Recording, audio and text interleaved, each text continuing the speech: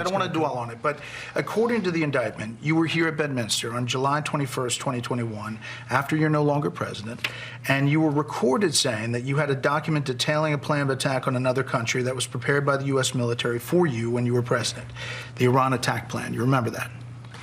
Ready? You were recorded. It wasn't a document. Okay. I had lots of paper. I had copies of newspaper articles. I had copies of magazines. I know. This is specifically a quote. You're quoted on the recording saying the document was secret, adding that you could have declassified it while you were president, but, quote, now I can't. You know this is still secret, highly confidential.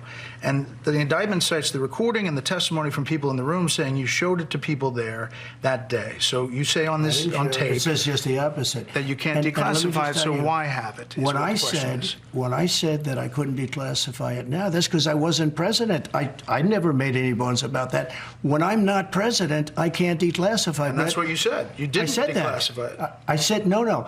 I said I couldn't. But that wasn't a document, Brett. There was no document. That was a massive amount of papers and everything else talking about Iran and other things. And it may have been held up or may not, but that was not a document. I didn't have a document per se. There was nothing to declassify. These were newspaper stories, magazine stories, and articles. I'm just saying what the indictment says. Well, the recording people, and the people in the room who testified. These people are very dishonest people. They're thugs. They're thugs. If you look at what they've done to other people, what they've done to, and overturned in the U.S. Supreme Court, these are thugs. The suggestion was that you wanted this as evidence that the military, the chairman of the Joint Chiefs, General Milley, had preemptively sent you plans for a possible attack on Iran, and that you didn't order that to happen. That's the suggestion. I never ordered it to happen, no. But that's why you wanted the document. I don't think I've ever seen a document from Milley. Milley, frankly, was incompetent. The last one I'd want to attack with as my leader would be Milley. They did ask for it. No, and they said, "Can you give the documents back?" And we were talking. And then they said they went to DOJ to subpoena you to get them Which back. They've never done before. Right. But why not just hand them over then? Because I had boxes. I want to go through the boxes and get all my personal things out. I don't want to hand that over to NARA yet. And I was very busy, as you've sort of seen. Yeah, but according to the indictment, you then tell this aide to move to other locations after telling your lawyers to say you'd fully complied with the subpoena when you hadn't. But before I send boxes over, I have to take all of my things out. These boxes were interspersed with all sorts of things, golf shirts, clothing, pants, shoes. There were many things. I would say much more, not that I know of, but everything was declassified. And Biden didn't have the right to do that because he wasn't president. Nor did Mike Pence, by the way, have the right to do that because he wasn't president. And there it is. Trump confesses that he didn't want to hand over boxes of classified documents that he'd unlawfully retained because he was, quote, very busy, and then when confronted on the fact that he told his aide, who was Walt Nauta, to move his boxes to a different location while telling his attorney that he'd fully complied with the subpoena, which, to be clear, is a crime, Trump says that he needed to go through the boxes. In other words, he didn't deny committing the crimes at all, and instead tried to justify them. And look, I'm not here to give any free legal advice to Donald Trump, but someone on his payroll might have considered reminding him that he has the right to stay silent. And just to be perfectly clear, these are the charges that Trump just effectively confessed to on air. Conspiracy to obstruct justice, wherein Trump and Walt Nauta conspired to keep these documents from the grand jury. Withholding a document or record, wherein Trump and Nauta misled one of their attorneys by moving boxes of classified documents so that attorney couldn't introduce them to the grand jury. Corruptly concealing a document or record, wherein Trump and Nauta hid boxes of classified documents from the attorney. Concealing a document in a federal investigation, wherein Trump and Nauta hid Trump's continued possession of those documents at Mar-a-Lago from the FBI, causing a false certificate to be submitted. Scheme to conceal, wherein Trump and Nauta hid Trump's continued possession of those materials from the FBI and grand jury. False statements and representations, wherein Trump caused one of his attorneys to make an inaccurate statement to the FBI and grand jury regarding the results of the Mar-a-Lago search. And another false statements charge, wherein Nauta gave false answers during a voluntary interview with the FBI. But hey, I guess since Trump needed to go through them, then that should definitely totally be acceptable as far as excuses go, right? And not to humor Trump's absurd defenses here, but in terms of needing time to go through these documents, he had over a year. How much time do you need to separate the thing that says top secret or highly classified from his golf shirt? And why not do it when the National Archives first requested them? Or why not do it when a subpoena was issued? Or why not do it instead of bringing in a lawyer to draft a false attestation? Or why not do it instead of assembling a crew of people to do a dress rehearsal for the execution of the search warrant by the FBI?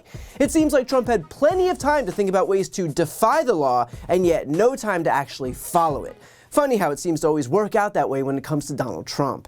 Notice too, when Bret Baier asks for Trump's response to the DOJ's indictment, laying out that he was recorded admitting to a group of people that he had a plan that was, quote, highly confidential and secret, and that he, quote, could have declassified it and now I can't, he says this.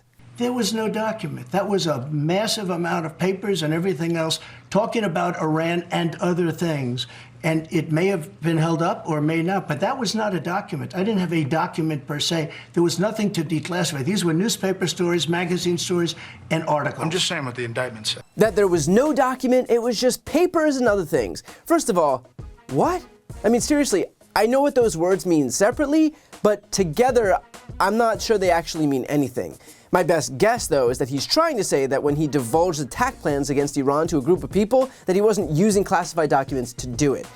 Now comes the part where I read directly from the indictment, which is an audio-recorded quote from Donald Trump himself. In July 2021, at Trump National Golf Club in Bedminster, New Jersey, during an audio-recorded meeting with a writer, a publisher, and 2 members of his staff, none of whom possessed a security clearance, Trump showed and described a, quote, plan of attack that Trump said was prepared for him by the Department of Defense and a senior military official. Trump told the individuals that the plan was, quote, highly confidential and, quote, secret. Trump also said, quote, as president, I could have declassified it, and, quote, now I can't, you know, but this is still a secret.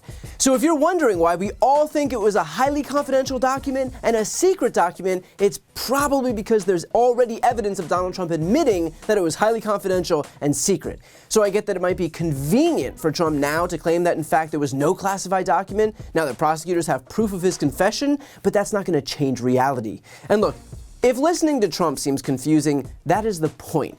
The goal here isn't necessarily to convince you of a certain argument by Trump, but it is to obfuscate the facts enough that you don't know what to believe. It's the Steve Bannon approach of flooding the zone with so much bullshit that the truth becomes impossible to discern. That's what Trump is trying to do here. He knows that he may not be able to convince you of his lies, but he can make a good run at ensuring that you're so bombarded with contradictory information that you don't know what's real or not. And that's a much easier lift for someone who traffics so openly and shamelessly in disinformation. Although, with that said, I would argue that prosecutors can absolutely use any and all information in their prosecution of Trump in the courtroom, including clips from this very interview. So Trump may feel that he's helping himself by virtue of crafting some warped PR narrative, but at the end of the day, it's not the court of public opinion he has to worry about. It is a federal courtroom down in Florida and a jury of folks who will be instructed to make their decision to convict based on the evidence that he's adding to at this very moment. Before you go, I need some help. Please subscribe to the channel and do your part to help grow the progressive media ecosystem. I don't do sponsorships or paid ads, I won't ask for money, but just subscribing to this channel goes a really long way, and it helps get the message out to more people. The subscribe button is right here on the screen. You can also subscribe to my Spanish language channel, which I made to reach those crucial Spanish-speaking voters. That link is on the screen too. And finally, if you want to listen to my audio podcast, you can follow that link as well. Thanks so much for watching.